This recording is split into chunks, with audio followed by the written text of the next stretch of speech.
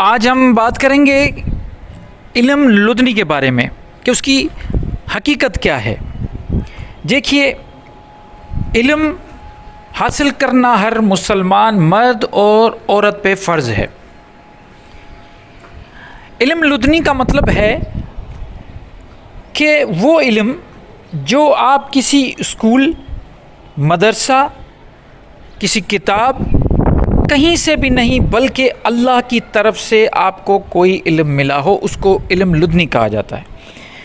دو قسم کے علم ہوتے ہیں۔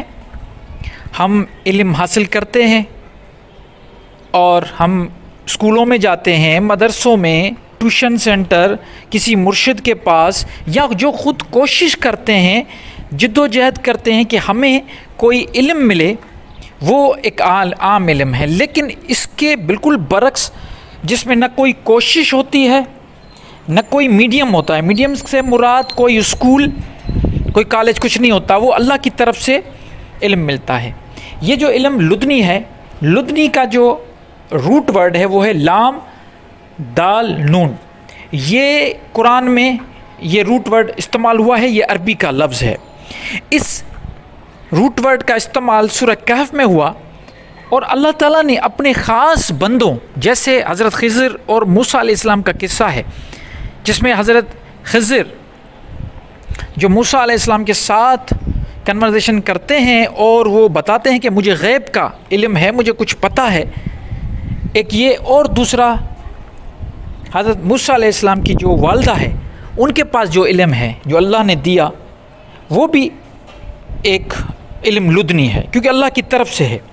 اب یہاں پہ لوگ تھوڑا کنفیوز ہو جاتے ہیں کہ انبیاء اکرام کے پاس بھی تو علم لدنی ہے، لیکن اس میں اور صوفی جو لوگ ہیں یا اللہ کے ولی ہیں، ان کا جو علم ہے ان میں ایک فرق ہے۔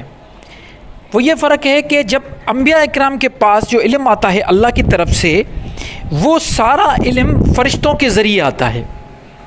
اللہ تعالیٰ فرشتے بھیجتا ہے، فرشتوں کے ذریعے پھر وہ کلام ہوتا ہے اپنے رسولوں نبیوں کے ساتھ، اور وہ نئی شریعت لے کے آتے ہیں، اللہ کا قانون لے کے آتے ہیں۔ لیکن جو علم لدنی ہے اس میں نہ کوئی شریعت ہوتی ہے نہ قانون ہوتا ہے، یہ فرق کرنا چاہیے۔ اگر کوئی ایسا بندہ جو کہتا ہے کہ میرے پاس اللہ کی طرف سے علم آیا ہے اور وہ علم قرآن کی شریعت کے ساتھ ٹکراتا ہے، شریعت میں فرق کر رہا ہے، تو یہ سمجھ لیجئے کہ یہ علم لدنی نہیں، یہ شیطانی وسوسہ ہے۔ تو یہ فرق ضرور کریں، علم لدنی میں مطلب اللہ کی طرف سے جو علم آیا ہے اس میں، اور شیطانی علم میں جو شیطان کی طرف سے وسوسہ ہوتا ہے۔ قرآن میں یہ آیا ہے کہ شیطان بھی وسوسہ دیتا ہے، وہ بھی لوگوں کو بہکاتا ہے۔ تو اس میں فرق ہے بڑا۔ جو بھی آپ کو کہتا ہے کہ مجھے علم، کوئی صوفی ہے، کوئی بزرگ ہے، کوئی اور آپ کو لگ رہا ہے کہ اولیاء اللہ ہے، اللہ کا ولی ہے، اور خود کو وہ جتا رہا ہے کہ میرے پاس کوئی علم آیا ہے، تو آپ اس کو کیسے دیکھیں گے؟ آپ کیا کریں گے؟ اس کو چیک اس طرح کریں گے کہ اس کا جو کہنا ہے، جو بھی علم وہ بتا رہا ہے، جو بھی وہ وائز کر رہا ہے، جو بھی وہ پیغام پھیلا رہا ہے، اس کا تعلق شریعت کے ساتھ دیکھا جائے گا کہ کیا اس کا کوئی تعلق شریعت کے ساتھ تو نہیں، یا کوئی نئی شریعت تو نہیں لے کے آیا یہ۔ کیونکہ کوئی اگر نئی شریعت لے کے آیا اور وہ شریعت قرآن کی شریعت، قرآن کے قانون دستور کے خلاف ہے، تو سمجھ لیجئے کہ یہ جھوٹا ہے، یہ شیطانی وسوسہ ہے۔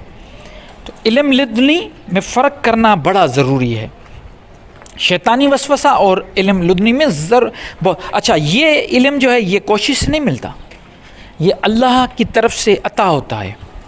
یہ ہر کسی کو، کوئی اگر یہ کہتے کہ میرے پاس علم لدنی ہے، یہ ہر کسی کے پاس نہیں تھا۔ قرآن میں تو مثالیں بیان کی گئی ہیں، لیکن حقیقتاً اگر کوئی کہتا ہے تو میں بار بار آپ کو یہی کہہ رہا ہوں کہ آپ کو اس چیز کو دیکھنا پڑے گا، اس کو بالکل قرآن کی شریعت کے مطابق ڈھانپنا پڑے گا۔ اس میں پھر کشف بھی ہے، الہام بھی ہے، علم لدنی بھی ہے، ان میں بھی آپ کو فرق کرنا پڑے گا۔ تو علم لدنی ان لوگوں کو حاصل ہوتا ہے جس پہ اللہ کی عطا ہوتی ہے، ایسے کوئی عام لوگوں کو علم لدنی نہیں ملتا۔